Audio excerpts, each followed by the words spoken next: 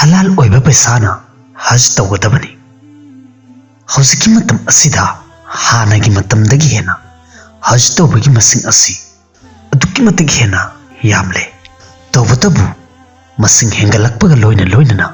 makhoigi apamba amadi makhoigi Allah bu nusizaba ni sengba punnamak hantarakle haribasing asigi khwaidagi chawba maram amadi haj tabu matamda asingba amadi halal oiba paisa thazandaba maramdaki tawbutadi hairiba asi haj qabul tawbinabaki damakta khwaidagi ahanba sharatani huzur sallallahu alaihi wasallam na hiduk pirami madudi kanagumba haji amana halal oiba malga loinana haj chappa matamda amasung talbiya sonba matamda asmandagi khonzil lai labbaik wa sa'adaik nahaki chingjel halalni nahaki sawari su halalni amasung nahaki haj maqbulni amasung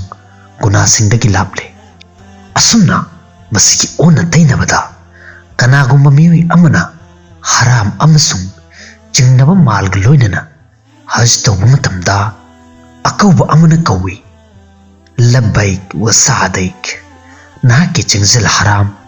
nahaki kharcha su haram amasung nahaki hasu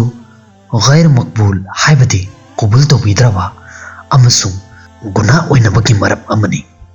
maram asina khwaidagi hena maru oina hajki safar asida haram amasung jingnaba mal thazin badagi lapna leigidabani haj chatringai mamangda hajki masail tangai fadana tamgadabani khwaidagi maru oiba potlamsing adugi manungdagi maru oiba potlam amadi hajki faraz amasung arkansing adubu khangba asini masigi matangda ayamba miyosingna cheksinnadi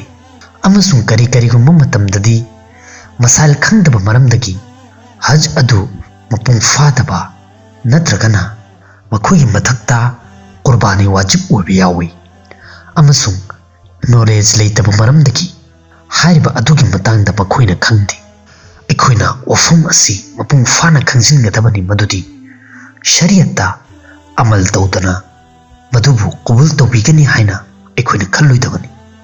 maram asina hajki arkan singbu mapung fana khangba asi yamna tangai fade hajki matangda iriba